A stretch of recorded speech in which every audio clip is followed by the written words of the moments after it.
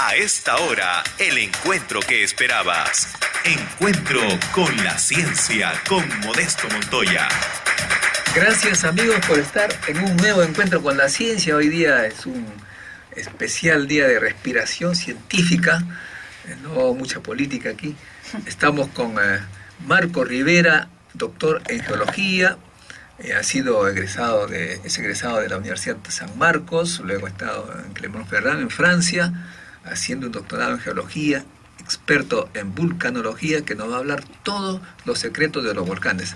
Y también estamos con Claudia Cisneros, conocida por todos ustedes, quien hace un buen tiempo ya está esforzándose por difundir la ciencia a través de varios medios, especialmente de una plataforma internet, Sofimanía. Hablaremos entonces de la prensa y la ciencia. ¿Por qué la prensa no se interesa mucho en la ciencia y todo el día nos tiene realmente aplastado con informaciones de violencia y mucha politiquería en realidad?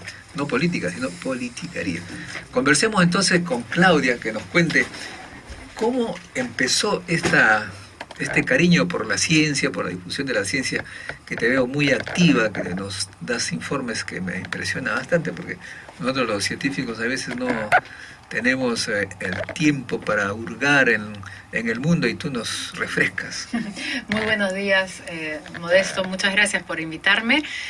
Hace tiempo que tenía ganas de venir acá a visitarte. Sí, está pendiente. Sí, y buenos días también al señor Marco Rivera. Y a Verónica, que está por allá, tras la cámara.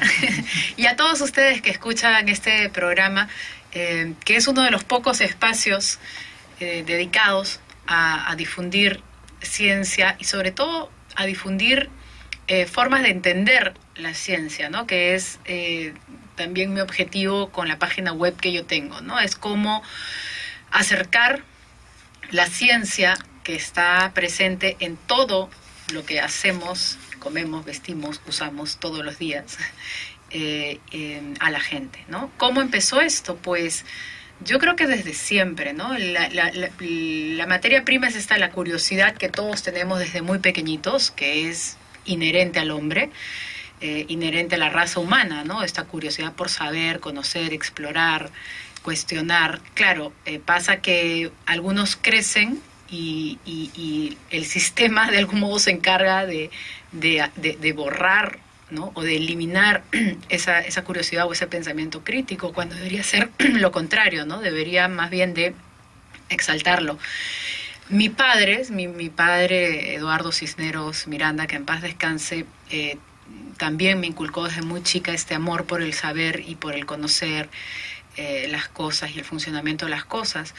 Y luego eso fue creciendo, de algún modo también yo me fui desviando por otros caminos hasta que tomé una clase en la Universidad Católica con dos profesores que me marcaron hace menos de 10 años. Uno es el profesor de filosofía Pablo Quintanilla, tú lo conoces también, que es un interesado en la filosofía de la mente, en la filosofía de la ciencia, y de inmediato conecté con esos temas. Y la otra fue la clase de cosmología con el doctor Leandro García Calderón, que es un físico y ahora que está estudiando un máster en filosofía también. Bueno, esas dos clases y la de cosmología, sobre todo en el ámbito de la ciencia, me impactó de una manera que no podría ni siquiera empezar a describir, ¿no? Todo el semestre empezó con el Big Bang y antes incluso, ¿no? Los primeros segundos antes del Big Bang, y terminaba con la mecánica cuántica y, wow. y sí, no, impresionante además la capacidad del profesor de ser muy didáctico con alumnos de generales letras. Yo estaba en estudios generales letras porque es la primera vez que estaba estudiando una carrera en el 2004. Y sobre todo la capacidad que tenía de hacerte participar de la clase y del pensamiento crítico. O sea, él te ponía ahí en la situación de hace siglos y decía, ya, ¿tú qué hubieras pensado con ese contexto, no? Y te hacía sentir de algún modo mal de no haber hecho eso antes, de no haber utilizado tu cerebro para para hacer este tipo de análisis, ¿no? Todos estamos un poco acostumbrados a que nos den los conocimientos ya hechos, ¿no? Ya pasteurizados, ¿no? En un libro, en un texto, etcétera, o en internet, ¿no? Pero me pareció fascinante su forma de hacernos, de hacer nacer el conocimiento, que era un poco lo que hacía Platón también, ¿no? Con la forma de preguntar y que nazca el conocimiento de la propia persona, ¿no? A través del análisis y de las preguntas. Entonces, esos, digamos, han sido un poco mis referentes para llegar a Sofimanía, que por si acaso mucha gente me dice, ¿por qué Sofía? ¿Tienes una hija que se llama Sofía? No, Sofía del griego, sabiduría, Sofía es sabiduría en griego, ¿no? Y esa manía que tenemos todos por saber, conocer, sofimanía.pe. Bueno, si ustedes tienen llamadas para Claudia, 225-3344, 225-3344. Claudia, tú me haces recordar, no a Platón, sino a mi abuelo, que es un indígena descendiente de las autoridades de la cultura budista, a tal punto que sus tierras y la de mi abuela, que se casaban entre ellos, están en el sitio arqueológico. Y él me dijo, mira, yo sé que no te gusta la escuela, porque no me gustaba realmente, pero es porque ahí no te enseñan bien. Yo como miembro de nuestra comunidad tengo la obligación de enseñar a un nieto nada más, por lo menos dijo. Y como soy medio perezoso, te he cogido a ti. Normalmente debe ser el mayor de los nietos, pero tú eres el mayor de la única hija que tengo. Entonces, como eres el mayor de la única hija que tengo, tienes que ser mi nieto y el mayor. Sí.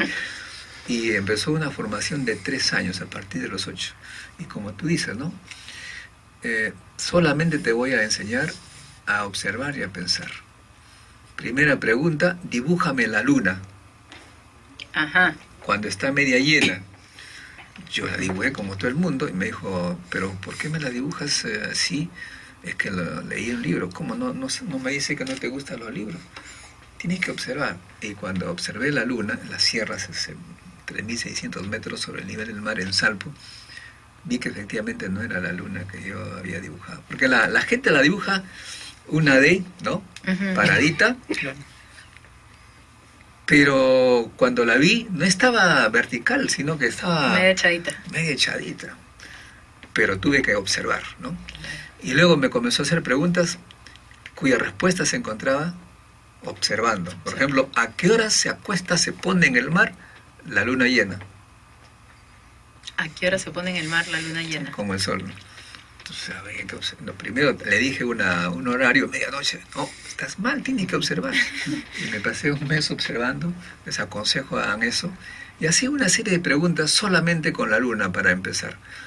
Observando la luna uno encuentra cualquier cantidad de cosas. Pero no solamente la luna, Claudio, tú sabes que nosotros con Verónica pues somos unos fanáticos de la ciencia. Hemos pasado una semana, por si acaso amigos, una semana grabando cómo vive 2 pichones en su nido. Ay, no te creo. Y le hemos puesto en cienciaperú.tv, debes poner ahí lo voy a ver, cienciaperú.tv. Vamos a poner algunas otras cosas más porque todavía no hemos subido a la internet. ¿Cómo vive 2 pichones en su nido? ¿Quién se ocupa de los pichones? ¿El mamá? ¿La mamá? ¿Qué hace el padre? ¿Cuándo se van? ¿Cómo comen? ¿Cómo se alimentan? ¿Cómo lo alimenta? ¿Cómo aprenden a aletear? ¿Cómo se esconden de los humanos también? Además, ¿no? Yo una vez también tuve la oportunidad de observar así en mi jardín y el padre participa, al menos no sé si tus pichones, pero de los que yo observé, el padre también lleva la comida. Exactamente. ¿no? Y se ponía en un lugar estratégico esperando que desapareciéramos o que nos escondiéramos un poco, ¿no? Para poder acercarse a darle... Y interesante también cuando viene la madre y encuentra al padre ahí con los pichones. Él sale. Pero le hace un piquito en la cabeza. Eso no le hace una señal que debe partir, si no, no se va. Una cosa impresionante. Y eso sí. Llegué yo, le dice, ya llegué yo. Una cosa. Y cuando se van, los pichones, cada uno primero, el que se queda totalmente desconcertado. ¿Qué hago solito? Entonces yo también me voy, se va, viene el padre desconcertado, no encuentra a nadie, pero lo interesante es que varios días viven alrededor, cercano, aprendiendo cosas. Bueno, eso es ciencia, amigos. Claudia, veo que también tenemos... Bueno, debiste ser científica tú. No sé, no sé si hubiera podido tener la habilidad que tienen mis amigos científicos. Mi familia más bien siempre ha estado inclinada a las letras y mira tú, mi hijo, que tiene 14 años, va a cumplir 15 a mitad de año, en julio, más bien se inclina por la ciencia. No sé si Sofimanía haya tenido que ver, ha influenciado en él, porque va a estudiar biología, investigación biológica, ¿sí?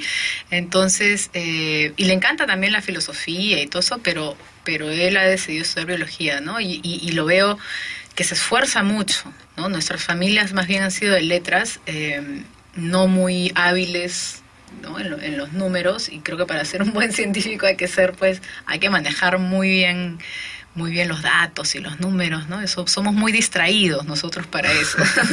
Hubiera sido una científica muy distraída. Ahora, la ciencia creo que en este momento, relativamente, está de moda en el Perú. El Congreso, el presidente del Congreso nos ha invitado la semana pasada a algunas personas de la ciencia, con Jaime Delgado, ¿lo conoces? Claro. El Congreso va a organizar lo que le han llamado, lo denominan el Congreso del Futuro, invitando a grandes personajes del mundo de la ciencia internacional para explicarnos qué se nos viene. De modo que entiendo también que el CONCITEC quiere organizar algo similar a lo que nosotros hacemos todos los años, al Encuentro Científico Internacional, 2 veces al año. De modo que, amigos, estamos en ello. Qué bueno, ¿no? El próximo segmento vamos a preguntarte, Claudia, ¿cómo ves, por qué la prensa, tú que has estado adentro, un poco desdeña la ciencia? Ya, bueno, vas a ser de Sócrates, pues entonces, haciendo nacer las respuestas a través de las preguntas, ¿no? Que todo este conocimiento que llega a nosotros gracias a Platón, felizmente. Y encantadísima de seguir conversando de ciencia contigo al regresar, Modesto. Regresamos. Gracias, amigos, por seguir con nosotros en este encuentro con la ciencia. Estamos con Claudia Cisneros y Marco Rivera. Claudia, periodista conocida, Marco Rivera, geólogo, doctor en geología, que nos conversará luego sobre vulcanología. ¿Qué pasa en el sur? Con el Claudia, Sabancaya, ¿no? Eso, sí, exactamente. Caliente, está caliente. Él viene de allá, ha estado varios años, de modo que nos contará todo. Claudia, ¿qué pasa con la prensa? He tenido mucho tiempo esta relación curiosa. Al principio, en los años 80, me invitaron para hablar sobre un evento, pero me dijeron que la ciencia era estéril y que vamos a hablar primero sobre los extraterrestres y al final anuncias tu evento. Bueno, tuve que aceptar, pues.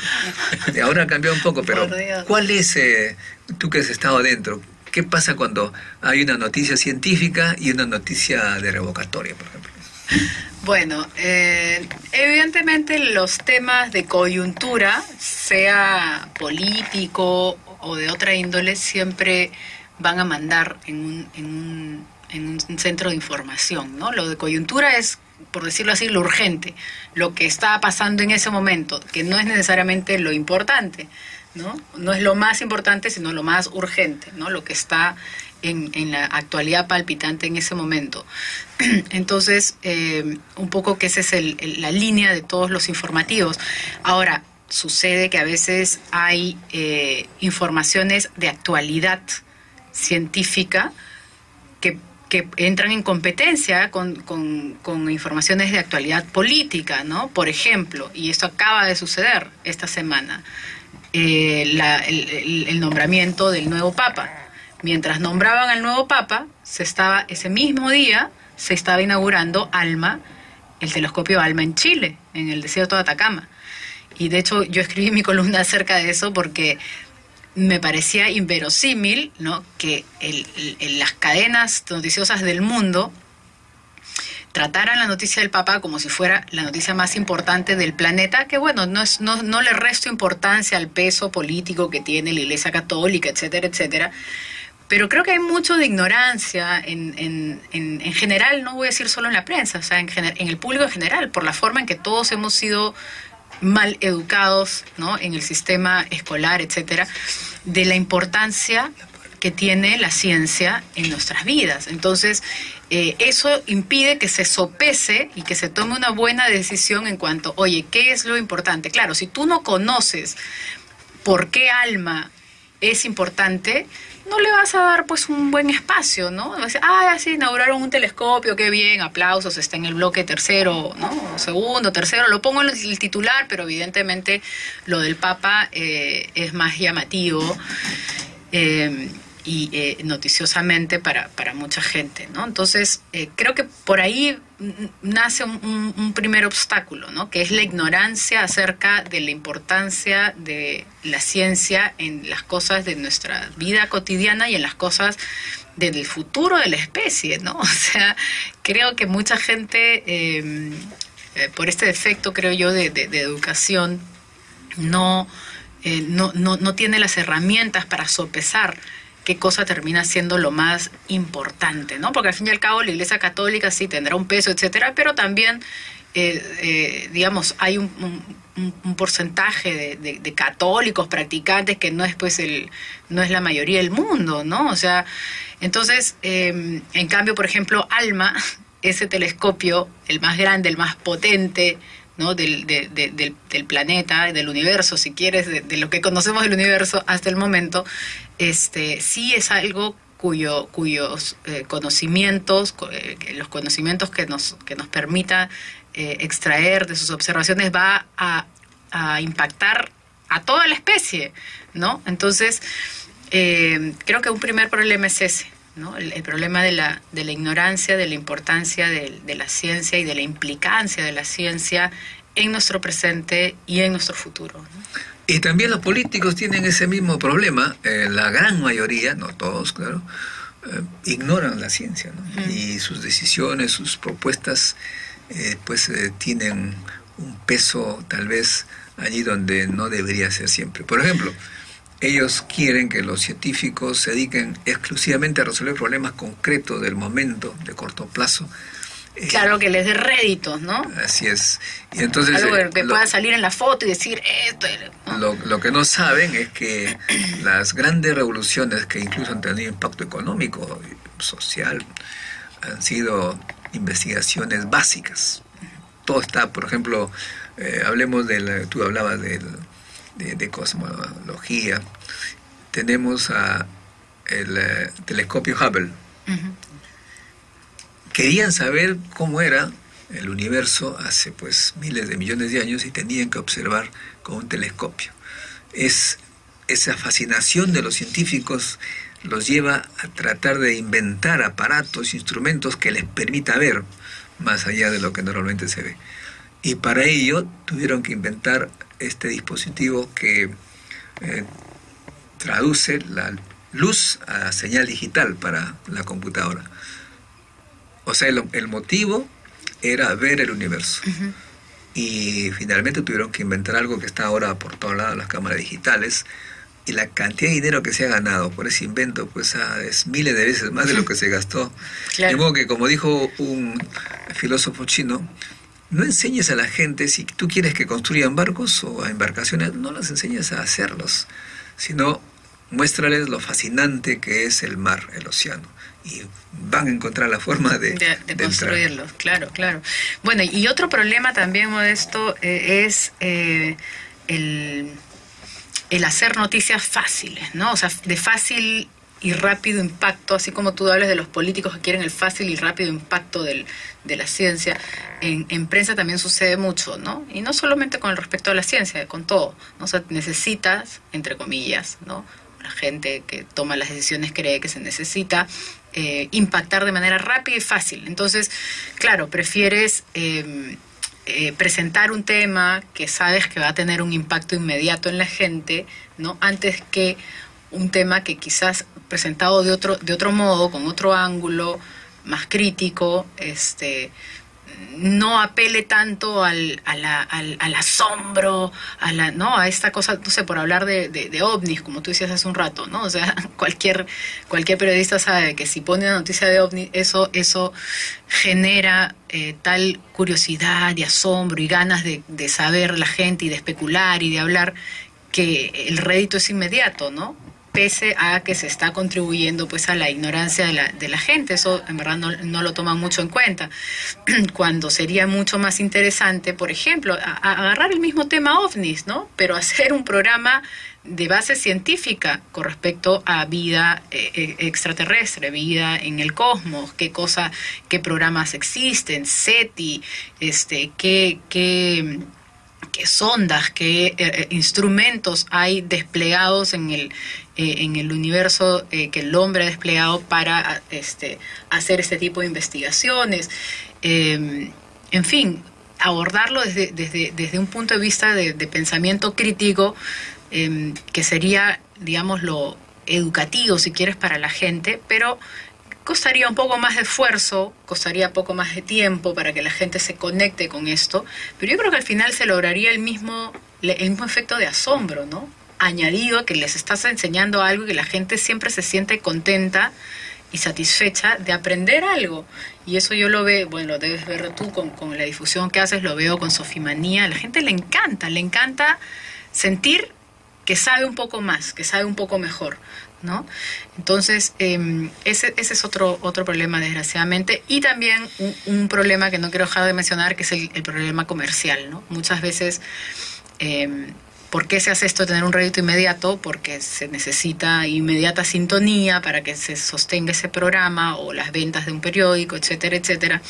Y por otro lado, a veces hay choques, ¿no?, entre el tema comercial y el tema que involucra la ciencia. A mí me pasó hace poco cuando estaba en Panamericana Televisión con el tema de esta ley que estaba promoviendo precisamente nuestro amigo Jaime Delgado, el tema de las loncheras saludables o de los alimentos saludables en las escuelas, ¿no?, y de los ponerles estos impuestos y prohibir estos alimentos sin valor nutricional y con demasiada azúcar, por ejemplo, en las loncheras de los niños o en las cafeterías. Y a mí me pasó que trajeron a una serie de supuestos expertos de nutrición a entrevistar en el estudio, que eran pagados por la Sociedad Nacional de Industria. De eso hablaremos en el próximo bloque, Claudia. Me has tocado un tema justamente interesante, porque ha habido un congreso la semana pasada internacional sobre diabetes y veremos qué pasó. Gracias, amigo, por seguir con nosotros en este encuentro con la ciencia. Estamos ganando a la política, Modesto. Estamos respirando ciencia, Bueno, la semana pasada ha habido un congreso internacional sobre diabetes. Y como tú decías hace un momento, pues la alimentación es crucial. Algunos piensan que a los niños se les puede dar cualquier cosa, total, después esto viene tarde, de modo que a los 40 ya comienzo a comer bien, entonces ya, no. Lo que usted le dé a sus hijos pequeñitos va a tener consecuencias cruciales para cuando ellos sean mayores, 40, 50, le viene lo que, como decís, se pagan la factura, ¿no?, claro, de esta mala alimentación. No, incluso antes, Modesto, o sea, la obesidad y la diabetes infantil ha incrementado de una manera espeluznante en todo el mundo, porque esto es un fenómeno mundial en el cual nosotros también estamos incluidos, ¿no? Y en España, decía nuestro amigo Esteban Jodar, doctor en medicina y experto en este tema, español que vino, hubo una gran guerra que finalmente ganó la gente pensante, y se ha prohibido en los colegios estas, ¿cómo le llaman? Comidas chatarra, basura. Los dispensadores. Dispensadores. Claro, ¿no?, que están llenos de esos alimentos, entre comillas, porque en verdad no te alimentan nada. Absolutamente. Tienen calorías. En Francia también, Verónica, también está prohibido esas cosas. O sea, en los países desarrollados, donde la gente piensa, la mayoría, digo, pues está prohibida las cosas que hacen daño a los niños. Claro, en Chile, Modesto, se tomó 10 años el lograr también derribar los lobbies de las industrias alimenticias, 10 años de lucha, de activismo. Alguno que otro político intervino felizmente a favor de los niños, y finalmente el año pasado se aprobó también una ley que es muy, muy dura, ¿no? Porque ahí entra un poco en conflicto con hasta dónde, el límite de hasta dónde el Estado tiene derecho a intervenir en las decisiones que toman los padres sobre sus hijos, ¿no? Porque, bueno, por ejemplo, esa ley en Chile prohíbe que le mandes en la lonchera alimentos chatarra a los hijos. O sea, el padre no puede mandar. Y claro, en las cafeterías tampoco pueden vender ni gaseosas, ni alimentos que no tienen un valor nutricional, ¿no? Bueno, en la casa, en el hogar Montoya Collin, está totalmente... Desde muy temprano, los niños, menos mal que cuando tú los educas pequeños, no se necesita obligarlos, ¿no? Toma ni gaseosa, no ven televisión.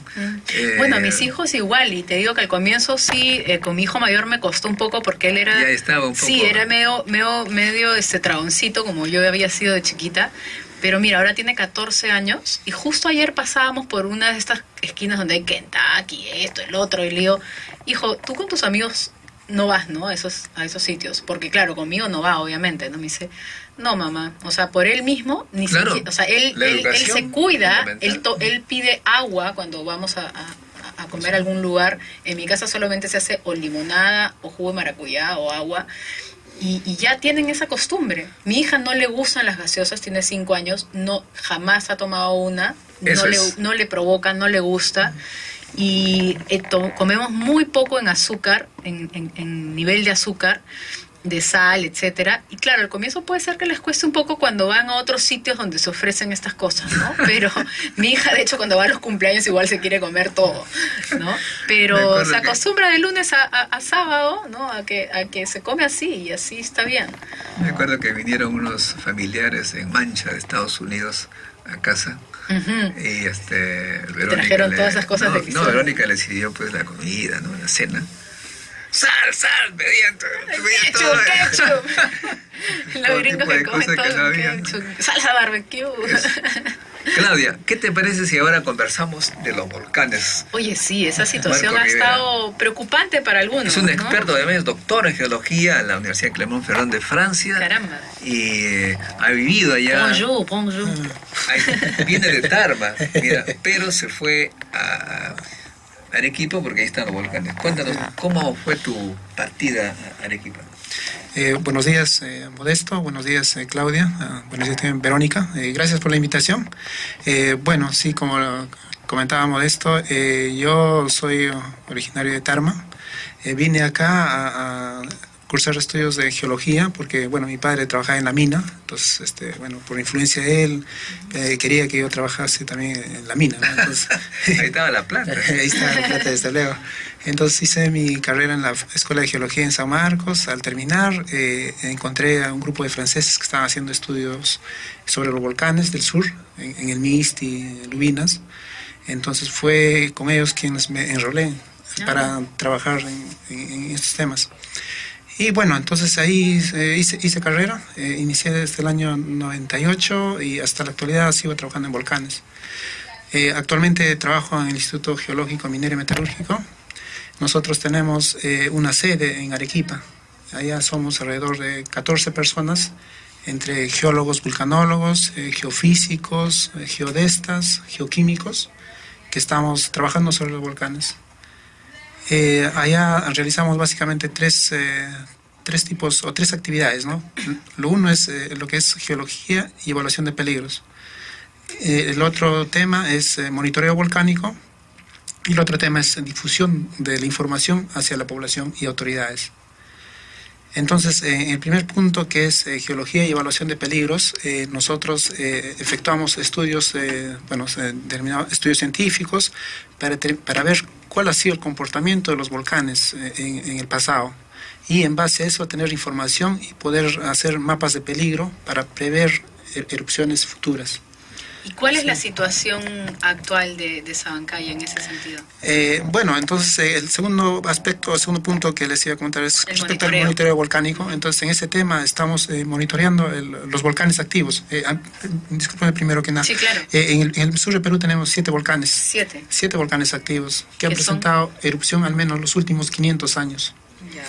Entre ellos está el Sabancaya, justamente, está el Misti, el Ubinas, el Huaynaputina, el Tixani, Tutupaca y Yucamane.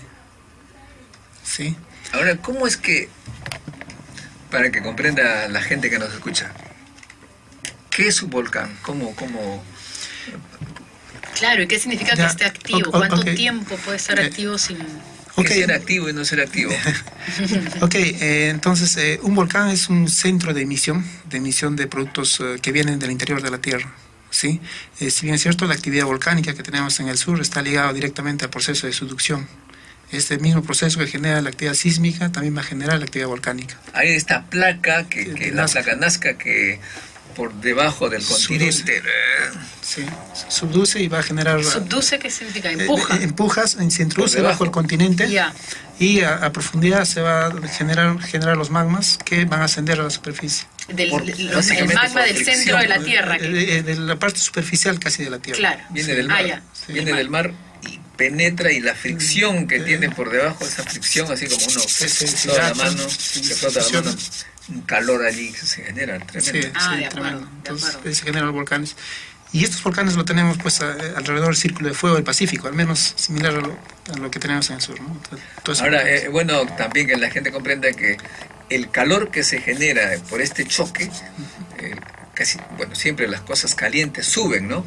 Comienzan a subir y parece que se forma una especie de ollas ahí debajo de los volcanes del suelo, ¿no? Sí. Y esas ollas aumenta la presión. Y ahí se generan gases. Se generan gases y estos buscan lugares más débiles para salir.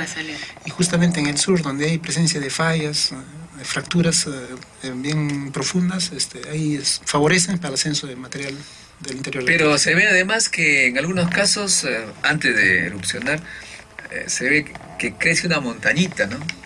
Han habido en la historia del Mediterráneo volcanes que han surgido en meses y luego y se bajan. Sí.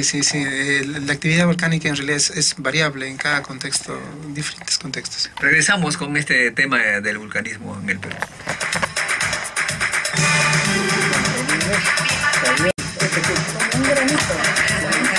Inscríbalo en el semillero de científicos e ingenieros del siglo XXI. Inscripción en www.cienciaperú.org. En su agenda falta algo que puede cambiarle la vida. El Encuentro Científico Internacional. Un encuentro con la ciencia, la tecnología y la innovación. Los primeros días de enero y los primeros días de agosto. Inscripción gratuita a través de www.encuentrocientificointernacional.org. Gracias amigos por seguir con nosotros en este encuentro con la ciencia. Estamos con Claudia Cisneros y Marco Rivera. Marco, estábamos conversando sobre Sabancaya. Cuéntanos un poco la historia, la vida y milagro de Sabancaya. Se dice que hace algunos millones de años ya había erupcionado, ¿no? Bueno, sí, les comento, el Sabancaya también es uno de los 7 volcanes activos. Sabancaya está localizado a 70 kilómetros al noroeste de la ciudad de Arequipa, ¿sí? Y a solo 15 kilómetros al sur del cañón del río Colca, bueno, una zona altamente turística, ¿no? Este volcán es un volcán muy joven en términos geológicos. Ha tenido su etapa de evolución, ha ocurrido en los últimos 9.000 años. Las últimas erupciones han ocurrido en la época histórica, es decir, por ejemplo, una de ellas en 1750 y 1824. Bueno, pero yo había hecho un estudio con Manuel Broca. Tú sabes, los vidrios que salen de los volcanes, y hemos datado con técnicas nucleares, huella de fisión, que se llama, tú conoces muy bien eso, y nos salió pues que había erupcionado por allí por 1 millón de años más o menos. Bueno, me gustaría ver si los resultados, el paper. Bueno, puede ser quizás las rocas que están en la base de este volcán. Si bien es cierto, el Sabancay hace parte de un gran complejo volcánico. Al sur está el Ambato, de ahí proviene la momia Juanita, y al norte está el volcán Hualcahualca. Entonces el Sabancay está justo en medio, ¿no? Y bueno, y este volcán también ha tenido una erupción reciente que ha ocurrido en el año 88 a 1998. ¿Sí? Ha estado activo este volcán, ha estado emitiendo gases, cenizas, y las cenizas a veces incluso han llegado hasta la ciudad de Arequipa. Cenizas muy tenues han caído en la ciudad de Arequipa. Entonces, les comento que ya en los últimos años se veía una ligera actividad fumarólica en el volcán. Pero ya el último trimestre de este 2012 se ha visto un ligero incremento de esas emisiones de gases. Actualmente las emisiones ascienden hasta 800 a 1200 metros de altura sobre el borde del cráter.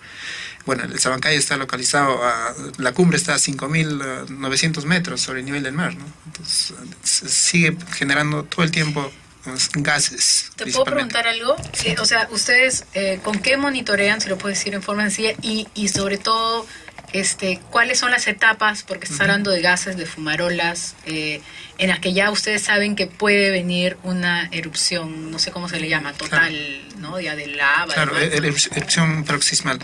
Sí, en efecto, existen técnicas tanto geofísicas, geoquímicas, que los cuales nos pueden ayudar a prever una erupción de gran magnitud. Entonces nosotros... ¿Pero hay aparatos o ustedes tienen que ir hasta arriba y sacar muestras? Existen desde luego, existen técnicas también que, bueno, se han colocado equipos, por ejemplo los sismógrafos están colocados sobre el volcán para detectar la actividad sísmica. Si esta actividad sísmica es muy fuerte, ya entonces es síntoma que el volcán va a entrar en una fase eruptiva fuerte. También se han ubicado puntos de GPS para ver si hay deformación o no, porque se sabe que cuando un volcán entra ya en una etapa eruptiva, cambia de forma, hay un incremento de volumen aparente, ¿no? Entonces esto se detecta con los equipos GPS, como también equipos de estación total, por ejemplo, ¿no? Y también se hace un estudio geoquímico de gases, fuentes termales, ¿no? Si bien es cierto, si hay ascenso de material caliente del interior de la Tierra, se puede medir con ayuda de los data loggers, termómetros, que están ubicados en las fuentes termales, ¿no? Si hay un incremento de temperatura de la fuente termal, nos indica que algo está calentando el sistema. Y aparte existen ahí observadores, tenemos un campamento de monitoreo que están visualizando diariamente cómo está la actividad, ¿no? Las fumarolas se incrementan o están... ¿Hay gente que está viviendo allá arriba? Hay gente que nos turnamos prácticamente, ¿no? Sí, pero ¿a qué distancia del...? Estamos a casi 8 o 9 kilómetros del volcán. Ya. Sí, estamos ahí, ¿no? Una vida brava. O sea, pero ahí, entonces están en el volcán, sobre el volcán. No, estamos a 4.500 metros. Yeah. 4.500, 4.400. El volcán está, la base lo tiene ahí el volcán, y la cima está a 5.900, ¿no? Yeah. Entonces, y estamos todo el tiempo de ahí viendo y monitoreando, ¿no? Aparentemente esta actividad actual puede continuar meses, años incluso, pero puede terminar en una erupción, como también puede continuar así y calmarse, ¿no? Pero ¿con cuánto tiempo de anticipación ustedes pueden ver que ya va a haber una erupción? ¿Se puede ver? Sí, se puede, pero sí se puede terminar con semanas de antelación, sí, semanas de antelación. Pero en base a lo que conocemos del volcán, nosotros al menos hemos planteado 3 escenarios, ¿no? de erupciones, ¿no? Es decir, el volcán puede continuar así como está, meses, semanas, puede entrar en una erupción o generarse una erupción, y esta erupción, por los antecedentes de este volcán, puede ser una erupción moderada a leve, es decir, habría emisiones de cenizas, de gases, que incluso pueden, desde luego, en este caso, afectar a los pueblos que están ubicados en el cañón del río Colca. Cuando tú dices erupción, no necesariamente es de lava. También hay erupciones de lavas. Pero podría no ser de lava. Cuando dices erupción, también puede ser solo cenizas y gases. Solo cenizas y gases, pero son columnas bien altas, ¿no? De 6, 8 kilómetros de altura, ¿no? y estas son dispersadas por los vientos. Los vientos son bien fuertes en la parte de la cordillera. Y los efectos de estas cenizas son bastante fatales. Sí, fatales. Afortunadamente alrededor de Sabancay es una zona un poco desértica, o sea, es un altiplano. Por la misma razón. Claro, entonces, pero sin embargo, las cenizas viajan a grandes distancias, ¿no? Los poblados están a 15, 20 kilómetros y desde luego va a haber caída de ceniza en los pueblos. Y estas cenizas son partículas bien finas, menores de 2 milímetros de diámetro, y que contiene bastante sílice, ¿no? Y esto, si ingresa, el ser humano lo respira, y claro, puede generar problemas en las vías respiratorias, ¿no? En general, ¿no? Pulmones y todo esto. Desde luego va a afectar a los cultivos, va a afectar al pastizal del ganado que habita la zona, va a afectar incluso a las fuentes de agua. ¿Y qué hace esa gente? ¿Debería evacuar entonces? No por ahora, pero sí deben prever. Tener su plan B ya. Exactamente, para ver qué se puede hacer, ¿no? Y están trabajando actualmente en eso, las autoridades, tanto Defensa Civil, los gobiernos locales. ¿De cuánta gente más o menos estamos hablando?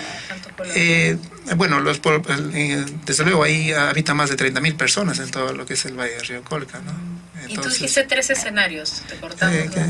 Claro, entonces, como les decía, la erupción puede continuar así, o puede terminar en una erupción, o el otro continuar así y termina la actividad, cesa la actividad. Cesa. Sí, es difícil que cese allí con la placa que entra. Exactamente, puede cesar momentáneamente, claro. Años. Porque se dice, por ejemplo, que el Misti es un peligro latente para los arequipeños, que puede haber una erupción y ocurrir lo mismo que ocurrió hace millones de años con lo que sabemos, pues es tremendas... Sí, depósitos. Sí, el caso del Misti es un poco más dramático. Más me he enterado de que Arequipa no hay salida fácil por la topografía. Es una trampa. Exacto. Lima sí. Venirse todo a Lima. Uy, imagínate lo que estás diciendo, Modesto, se muere. No. Bueno, ya estamos casi al final. Claudia, dinos unas palabras de aliento pues, para seguir en esta lucha. En esta brega. Bueno, yo nada, en realidad como siempre muy admiradora de tu trabajo, Modesto, que felizmente hay un Modesto Montoya en el Perú que se ocupa de dar todo su tiempo libre, porque creo que te dedicas a esto todo el tiempo, por lo menos por las actividades que te conozco que haces. Y siga auspicio para evitar la influencia de las empresas, ¿no? Así es, que es lo más difícil, pues, ¿no? Porque uno le tiene que poner mucho tiempo, mucho sacrificio. En mi caso también haciendo Sofimanía, podría parecer poca cosa, pero hacer una página web, tener 6 noticias diarias nuevas, wow. Es un trabajo bien grande, o sea, que ocupa bastantes horas de mi vida. Yo lo hago con mucho cariño y con mucha satisfacción. Mis hijos muchas veces me reclaman, otra vez Sofimanía, todo es Sofimanía. ¿Qué manía? Ya no es la manía de Sofía, sino la manía de Claudia. Pero rinde sus frutos. Tenemos más de 60.000 personas nos leen al mes y sí, y estamos sacando ahora todos los jueves de 5:30 a 6 por la televisión de La Mula, lamula.pe, ahí estamos. Muy bien, ya se nos acabó el tiempo. Hasta un próximo encuentro con la ciencia, amigos.